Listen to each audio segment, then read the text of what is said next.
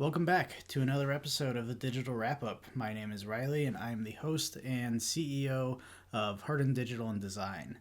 I know it's been a few weeks or maybe a few months since my last podcast episode, but I wanted to, one, get back on track with recording an episode every week, but also I wanted to talk about Twitter, which at least most people have probably heard about now, all the craziness that's happening with Elon Musk buying the company and all the layoffs and everything. So I just wanted to give everyone my perspective from a social media manager who uses Twitter for most of our clients and kind of just give my overall thoughts about what's happening and what I don't necessarily like about everything. But before I do that, I wanted to provide a couple of quick updates about what's kind of been happening here. And for those of you who found this on YouTube, that is the first update, is that I am now recording video along with the audio part of the digital wrap up, and I will be posting all of the videos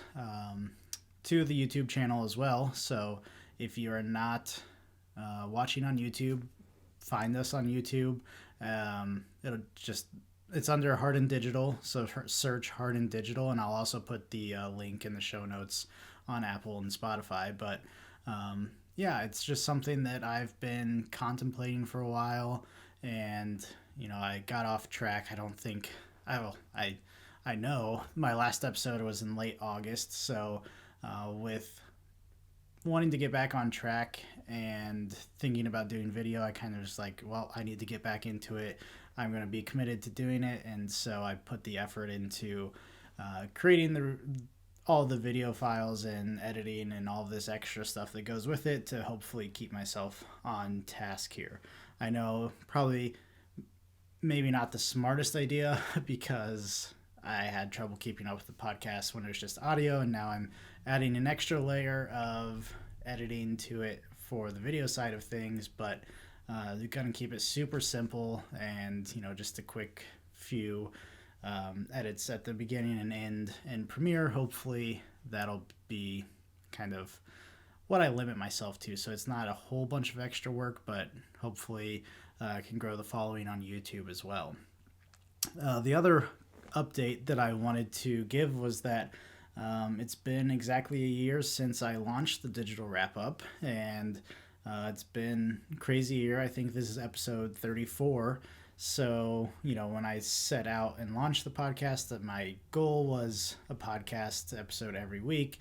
And up until August, I had pretty much followed that to a T. There was a couple of weeks that I missed when traveling early in 2022, but for the most part, I stuck to my goal of an episode every week. I know I did a few episodes,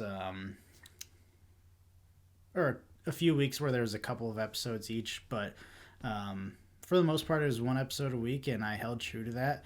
And, reflecting over the past year, it's been exciting. I've seen some growth in the podcast, and now hopefully getting back on track and adding video can just take the podcast to another level. Don't have any interviews lined up. I was doing a bunch of interviews early on, which was nice, but I think I kind of want to shift it and maybe focus more on the social media side of things and maybe talk about video editing, because I'm doing some more of that for some of my clients and website things. So maybe we'll see how it goes with just being me here talking, and maybe bring on Kaylee, a business partner who you heard in a couple of episodes ago when we launched Hardin Digital and Design. And yeah, just see how it goes, try things out. That's what I always talk about, is give things a try, see how it works, and just adapt from there. So it's been a year. It's been a crazy year. There's been a move, the business expanded, all these different things that kind of tore my attention away. But yeah, I'm excited to be back. And people really say that it takes, with growing an organic show like this, not putting money into ads, it does take time. A lot of people don't see growth until after the first year or so. So I'm recommitting myself to it, and looking forward to what new adventures come. I've even considered reaching out and maybe trying to start another podcast with people in the local Tipton community. So if you're listening, don't take this idea, but maybe getting involved in the local community and having people, small businesses come in. I don't know. It's just all these different ideas float through my head all the time, but never really capitalize on them or expand on them beyond just thoughts. So, but there's tons of opportunity out there to keep creating content, and we'll just see what happens. But I want to shift gears now. I think that's all the updates. I could go into more about what's been happening at the business, but I'll save that for another episode. I might do kind of a 1 year look back, and then just a general update about the business. But shifting gears to what I really wanted to talk about today was Elon Musk buying Twitter and all the craziness that's kind of unfolded since then.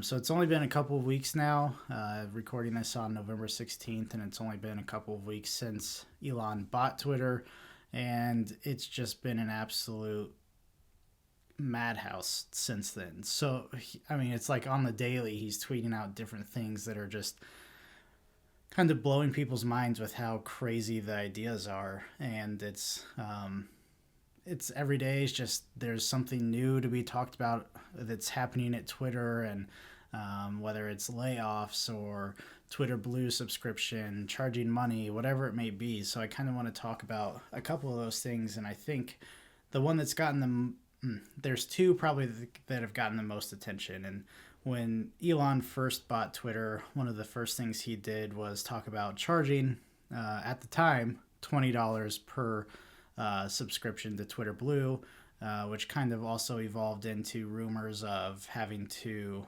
pay $20 to keep your account, whether not necessarily keep it, but there was the aspect of basically pay to play on Twitter, where all the Twitter Blue subscribers were going to get put into one specific news feed, and their replies prioritized above people who weren't subscribers. So like if you weren't a Twitter Blue subscriber and didn't have your verified check mark, which is another thing I want to talk about, but if you didn't have that, then basically your organic reach would go down the drain, more than it already is currently across all platforms. But I think that was the big one that really set people off, was paying $20 a month. Get that, it's $20 a month.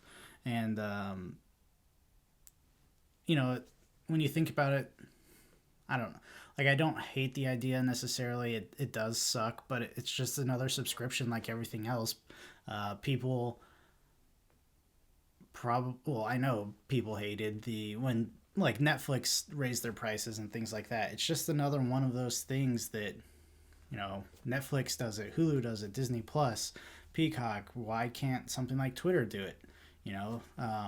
Not saying I like the idea by any means, but it is kind of just where we're at in society, that big companies like this have to make money too.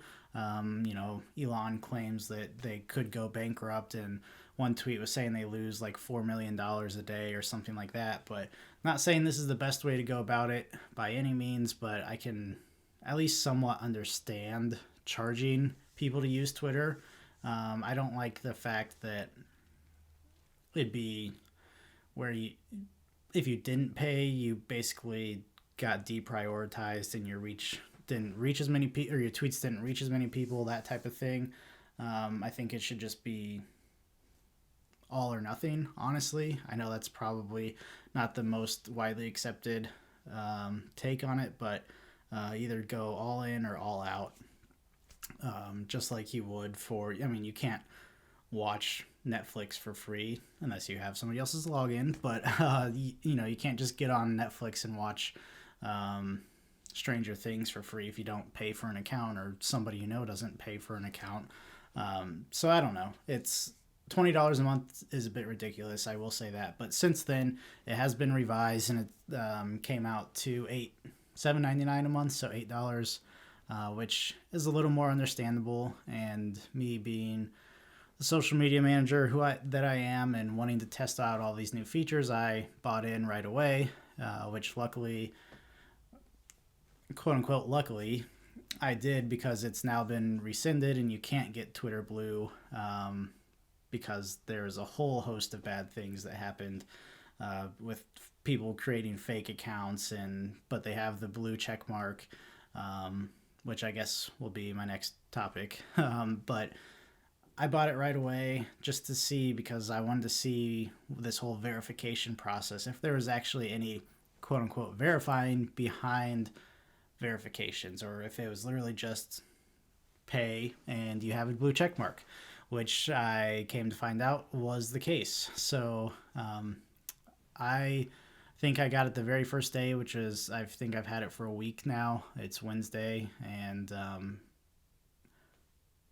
really the sole purpose was to figure out the verification process, and I was very disappointed that there was no extra actual verification involved in the process besides like you just pay through Apple Pay, through like anything else that you do, or your Apple ID on your iPhone. So I was really bummed about that, because I really think that there is a need for authentic verification on Twitter to kind of get rid of all of the bots and the spam accounts and things like that. And excuse me while I take a drink, but I do think that there is something that needs to be done about the bot accounts and things like that. And there's got to be some type of verification system that can work without necessarily having to pay for it. I think, when back in the days when I worked at the state, we were trying to get, this is the only time I've really tried to get a verified account on any platforms, and on Instagram, at least at that time, to submit a verification request, you had to upload a picture of your driver's license to verify that it was you. Well, I mean, that created some difficulties, because when you're an organization, or as for my instance, a state government agency, the name on the account was different than my actual personal name. So there's definitely some flaws in that side of things, but for just a general user to get verified and let the platforms know that you are a real person, you are who you say your account's portraying, and all of that, I think that would go a long way in kind of getting rid of all of the bot and spam accounts and the trolls and things like that. And I know it opens it up to some security issues probably, and then Twitter has your driver's license information and your address and all of this type of stuff if they were to ever get hacked. I know that's a possibility, but I think in the long run, it's probably worth it. And I'm open 100% to other verification ideas if they're out there, because I want it to be something that you can feel confident that you're talking with a real person when you're replying, because Twitter is one of the most conversational platforms out there, where you can actually just have real conversations. And you can do it on Facebook comments, but it just doesn't feel the same as a true conversation like on Twitter. So charging for the verification, don't necessarily agree with, but I do strongly hold the point of needing some type of verification. However it's done, whichever way they go to pursue that, beyond just paying $8 for a blue check mark. That doesn't do a whole lot for us. So the whole Twitter Blue thing, you can't actually get it right now. If you go on and try on your iPhone, you can't get Twitter Blue. It's suspended, I think. Elon Musk tweeted, I think, November 29th. Yep, looking at it, he tweeted 20 hours ago, punting relaunch of Blue Verified to November 29th to make sure that it is rock solid. So not even available, because there were some, like I said, major flaws like that you saw instantly with people getting verified accounts. And Joe Biden had some, quote unquote Joe Biden had some crazy ones, and LeBron James, and just like the username was obviously not the real one, but their name, if you look at Twitter, you have your name and then your username next to it. So your display name is the bigger one in bold, and they could put the celebrity or famous person that they wanted, and then it shows the check mark right next to it. And then in smaller letters, it's the actual username. But what people see most is just that big bolded display name and then the blue check mark, and that's it. So it created a lot of havoc, and which kind of leads into my next point of the employees being laid off. But there are so many employees laid off from Twitter, and all these things with Twitter Blue are happening, all these fake verified accounts, and this whole mess of things. And it was right after they fired 3,700 employees or something like that, or 4,000. If we take a look here, and if you're watching on the YouTube, you can see the article that I pulled up from TechCrunch here. Yep, 3,700 people, which was pretty much half of its workforce. And that's pretty crazy that somebody would actually think it'd be a good idea when you first acquire a company to fire half of the staff and then roll out these new features that just instantaneously blew up in his face with all the fake accounts and all the crap that happened with it. I don't know how that ever crossed his mind as a good idea, but it happened, and now he's backtracking and trying to cover his ass. So I don't know. The whole layoff thing really sucks for all of those people. Is it true that they were really losing $4 million a day? And is laying off that many people really going to make a dent or take a dent out of that?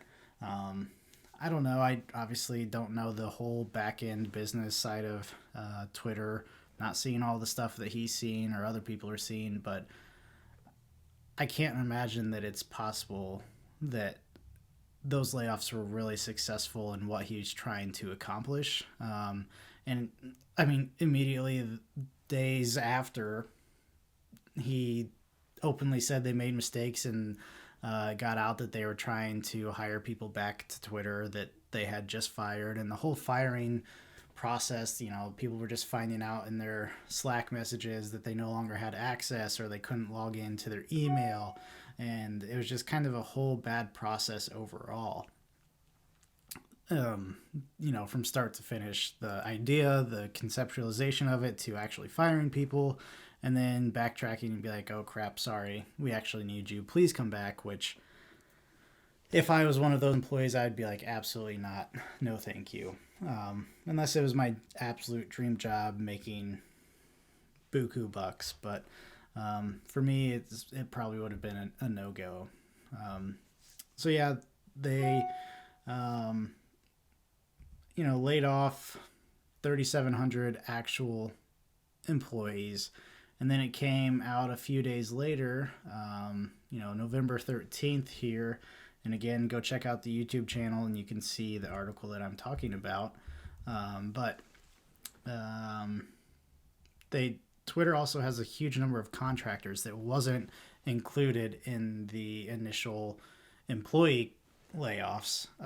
So days after that, they also proceeded to cut estimated 44 to 5,500 contract workers across the globe in different offices on Twitter. And, some were in, this article says India. I know there's some New York, Europe. But again, it was kind of just the no notice, you're fired type thing.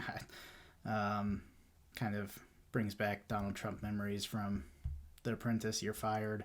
But, just that whole thing of firing people on the spot, some of the actual Twitter employees that worked with these contractors didn't even get a heads up that their contractors were going to be fired. So it was just a huge mess. I don't know how workflow processes continued after that point, but it's really just a huge mess. And every day is something completely different. And it's just like he's I don't know.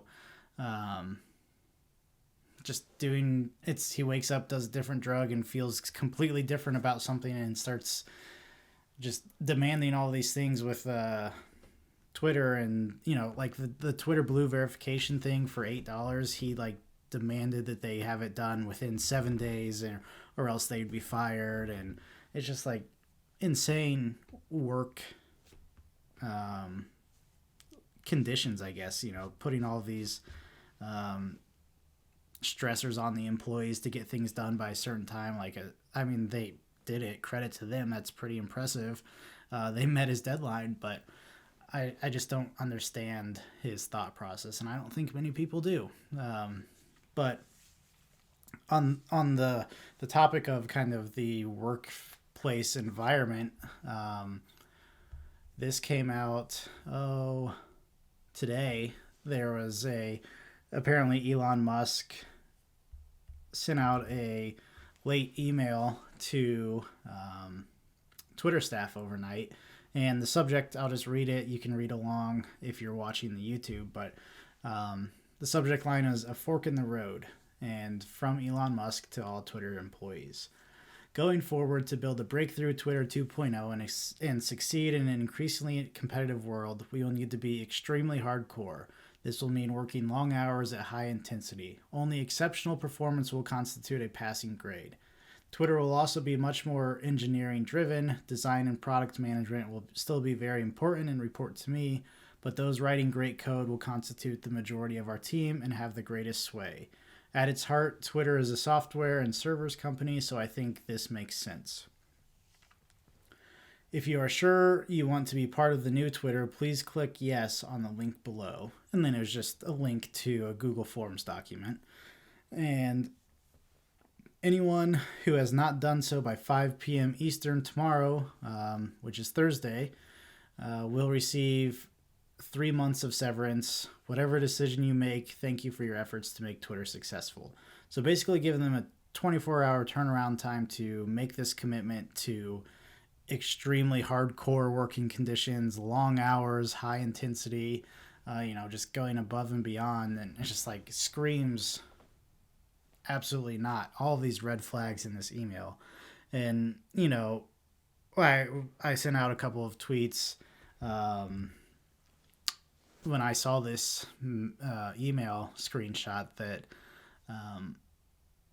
unless these employees are getting incentivized somehow, extra overtime hours or bonuses or things like that, I'd be like, absolutely not. That is not for me. I don't want to be part of that type of work environment and not get rewarded for it, especially just, seeing how chaotic it's been in the past 2 weeks. There's even reports of Elon firing people who've criticized him or the direction of the company in their Slack messages, and they've been fired on the spot too. So it's just like this whole workforce or workplace environment just seems to be going down the drain, and it's going to drive all the good people that are still lucky to have their jobs, going to drive them out the door even more. And unless this was my absolute dream job, I only ever wanted to work at Twitter, and I'm comfortable with what I'm making, whatever it may be, I would probably turn this down. It's hard to do because it can be competitive to find another job like this and, work for another social media platform if that's what you really want to do. But I don't know, it just screams a lot of craziness in the months to come. So, with the incentives and things, if I had to put money on it, I'm going to say that he's not going to incentivize it with bonuses or extra overtime hours and things like that, so that they're not going to receive extra pay, because he's all concerned about the money in the first place. And that's why he laid off 4,000 employees and 4,000 contractors. So without having that as kind of a boost or incentive to work these extremely hardcore long hours, I would be packing up my stuff and walking out the doors. But there's obviously some people that are still working there, and Good for them. If that's something they really enjoy, then awesome. But it kind of, this drastic decrease in the number of employees and contractors for content moderation and all these different things that have been the big concern with Twitter, how secure the server is going to be, how, like, just all this maintenance and updates and things like that, what's going to happen to Twitter. I mean, this week, it's kind of been floating around on Twitter about the real possibility that Twitter goes down for a substantial time because of the lack of workers and the lack of people that are needed to keep it up and running. So that's a whole nother scary thought in general, because, I joked about it. It's like, oh, where are people going to go complain when Twitter's down? Because Twitter is usually the place other people go complain when other platforms are down. When Instagram's down or Facebook's down, people run to Twitter to complain about it and tweet about it and check for updates from the other platforms that post on Twitter when their platforms are down. So I was like, well, what's everybody going to do? They're going to flock to Instagram stories and share an all-text Instagram story about Twitter not working. Is that how they're going to get their messages out there? Because there's no just pure, I don't know, obviously the platforms are all different. There's not really a good alternative to Twitter right now. So what are people going to do? And I made a joke about it, but also thinking about it, it's kind of scary in a way that's like, since I've been doing this, I don't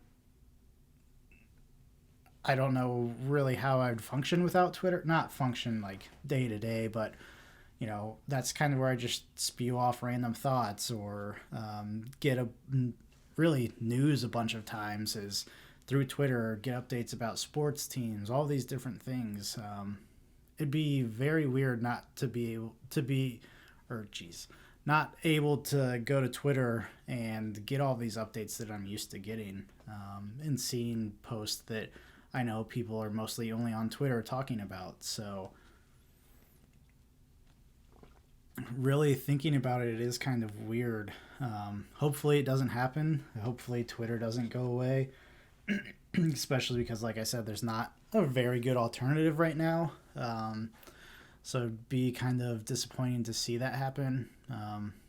I don't think it will. I'm sure if they can do some different things in a 5-day turnaround to get a whole Twitter Blue payment verification system set up, that they can probably keep it up and running. But I guess time will tell. And so, thinking about alternatives, there's one in particular I think that's kind of been catching a lot more of attention, and that's Mastodon. And frankly, it's very complicated. It's like a mixture of Twitter and Reddit on steroids, I would say, and steroids in a bad way, as in there's just so much and different things happening, different servers and different instances. And if you sign up, create your account on one server, you have to create a whole new account and transfer it to a different server if you want to switch. And I know I'm probably doing a terrible job at explaining this, but that's just because I've gave it a try for a few hours, a couple nights in a row, and I frankly gave up on it. So that's probably the biggest one that I've seen out there, besides just like Reddit. Going to Reddit, yeah, I guess, but it's still a little different. Not just you don't necessarily follow individual people on Reddit, you follow topics. So yes, you could still get kind of the news and the sports updates and things like that, but it wouldn't be from necessarily the people that you specifically want to follow and talk to. So I don't know. I'm sure another platform will emerge, whether Twitter goes down or not. I even joked about all these people that got laid off from Twitter should go and start their own platform together. And obviously, people got super serious in the replies about it. Oh, it costs too much money, blah, blah, blah. Yes, I know it'd be a huge undertaking, and it's very unlikely, especially soon. But what's stopping them? I guess obviously money, but get investors, something like that. It'd be very smart of them to do. I think there's probably a lot of people out there trying to create a platform for replacing Twitter, and I'm sure just within the next 6 to 12 months, there's going to be one or two that really catch on that people might migrate to. People, especially if Twitter goes down, I think you'll see a lot more people switching, obviously, but I'm sure there's going to be competitors out there. Whether people switch or not, I really think depends on if Twitter goes down completely. If it doesn't, I don't think people are going to leave no matter what. There will be people that leave. There's already been people that have left Twitter, but I think overall people are going to stay, even if they do have to pay $8 a month to stay on Twitter, because it's what they know. People like the comfort of things that they're used to, so that's kind of what Twitter is to them. So yeah, I was listening to another podcast, and he's like, frankly, it's a sports podcast, and he's like, frankly, I would probably pay whatever he wanted me to pay to stay on Twitter, because that's where the sports conversation takes place. So I think it'll become a new normal if people have to pay to play, and then 12 months from now, people will kind of just accept it, that they have to pay $8 or $4 or whatever it may be. So there's people that have left, and I can understand why, because they don't want to support something ran by Elon, and that's totally understandable. But I'm here to stick it out. Personally, I'm going to stick it out, and I know a bunch of other people who are too. Obviously, it's tons of people are still on the platform. One thing that I've kind of been thinking about, the past 2 or 3 days, with the threat of Twitter going down, and not just down for a couple of hours like it's happened in the past, but if Twitter went away for good, or for months at a time, or 3 weeks or something, what would happen? What would happen to all of my clients that I'm working with that are currently on Twitter? Some of my clients, our biggest platform is Twitter. That's just where the industry is for like the space and science industry. There's a good presence on LinkedIn too, but by far Twitter is the biggest one for them. So what kind of happens at that point if there is no more Twitter, or Twitter's down for 3 weeks and doesn't come back? Like, as a social media manager, I have to start thinking about those types of things beyond just personal use and how it affects my business. I mean, yes, all of my clients are on all these other platforms: Facebook, LinkedIn, Instagram, just depending on their industries. But I would say an overwhelming majority are on Twitter as well. And so it'd be something weird. It'd definitely be unprecedented for me to navigate walking through that. I mean, I had a meeting with a client yesterday on Tuesday, and I was just kind of talking to them. They've heard about everything that's happening, but just giving them my take and giving them a heads up that if it does go down this week, hey, we'll just kind of adapt and adjust from there, which hopefully it doesn't, because this client is in the ed tech, education technology field, and they have a big conference coming up, and there's a big following on Twitter for this type of industry and their conference and things like that. So it would just be very weird for me as a business owner that deals heavily in social media, and as a social media manager, kind of adapting and moving forward if there was no Twitter in the future. So yeah, it'll be interesting to navigate. And if I was a betting man, which I do bet sometimes on sports, but I would say that Twitter is going to be a big topic of conversation for a while all this kind of gets ironed out and all of this craziness continues with Elon Musk and the next 6 months are probably going to be very interesting. And it's going to be a big topic of discussion on this podcast. I can guarantee it. So, you know, I don't, I really hope it's not gone for good, but, I don't know. We'll see. I know that I'll be talking about it here. Kind of just had a major brain fart there. But I know I'll be talking about it here on the podcast a lot. So be sure to check back each week, having an episode, talking here. If I need to, if Twitter actually does go down and it's like, holy crap, it's happening, what's going on, might just do kind of an emergency podcast about Twitter every now and then too, even if it doesn't go down but something crazy happens.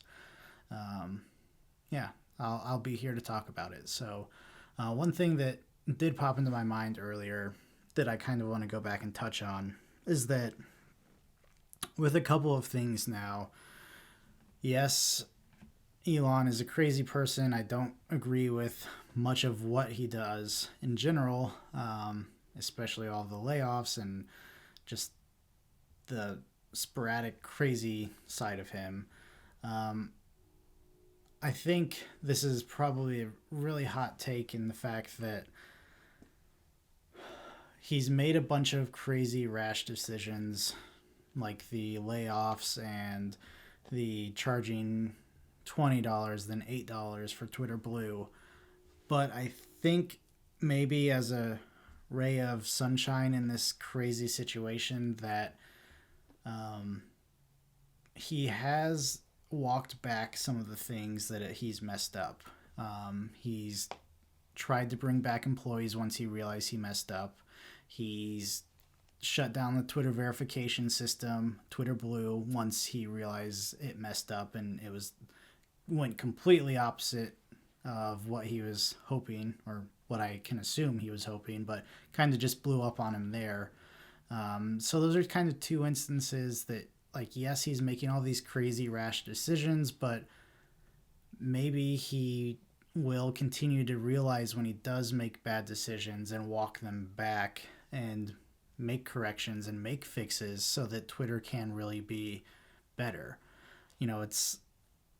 It's hard to think about the positive in all of this, but if that's one thing, big picture, maybe in the future he does fix his wrongs, I guess, when he does make them, which I'm sure he's going to make more of, but I don't know, just something to kind of latch on to and be hopeful about with all the stupidness that is Twitter right now. So we'll see. Like, it's all just, it's hard to kind of even, I don't know, like, every day is different with what's happening at Twitter, and it's literally in the news 24/7. What's the latest Elon Musk tweet? And I'll just scroll through his Twitter account right now and just read his latest tweets because it's kind of a mess. Like I said, the relaunch of the Twitter Blue was 20 hours ago. Then 23 hours ago, he tweeted welcoming back Ligma and Johnson with a picture of two, I'm assuming, employees standing in front of a blue bird on a wall. And this is kind of the point that I just made, is that he shows in a reply to that tweet, important to admit that when I'm wrong, and firing them was truly one of my biggest mistakes. Whether he's doing that just for more attention, I'm saying this tweet, whether he's tweeting that for more attention or not, he is hopefully realizing when he makes mistakes and trying to correct those. But then, November 15th, Twitter is all the news, by the people, for the people. It's just like some of these tweets are just like he's touting his own company and trying to make it sound amazing, but it's the opposite of that right now. It's just kind of turmoil. Twitter feels increasingly alive. It's just because people are talking about Twitter like crazy, and where are they talking about Twitter? On Twitter. So it just happens that way. And then he ran a poll on November 12th and labeled it Twitter is, and then the options were less fun, more fun, laugh my ass off, fire emoji, fire emoji. And laugh my ass off, fire emoji, well, came out on top at 43%. And there were almost 3 million votes on that. That's kind of crazy. So less fun came in second place with 29% of the votes, and more fun came in last place with 27% of the votes. But overwhelmingly, people just said it's a dumpster fire. But it's kind of, it's just every single day scrolling through. It's like, what's going to be new from Elon Musk today? So, I don't know. It's usage of Twitter continues to rise. One thing is for sure, it isn't boring. Hit all-time high of active users today on November 11th. He also tweeted just randomly, quite the day. Some epically funny tweets. This might have been the day when it rolled out the Twitter Blue and all the craziness with the fake accounts and stuff like that. Oh, I love when people complain about Twitter on Twitter. So it's just, I don't know. And even his opening tweet when he when he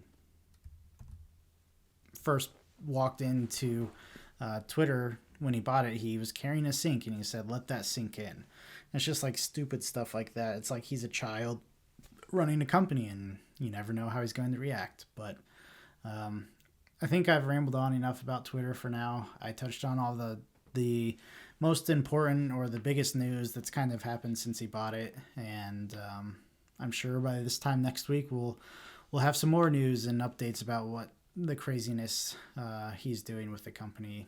And one of my favorite social media platforms next week. So if you want to keep up with all the news about what's happening at Twitter, follow me on Twitter. Follow Harden Digital on Twitter at Harden Digital.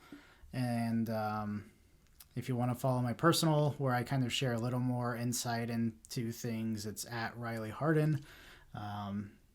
I kind of more off the cuff and actual insights and not just news about it. I share my actual opinions.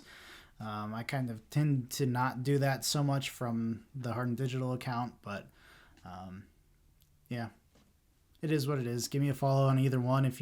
I'll be tweeting about it from both, so you can check me out there.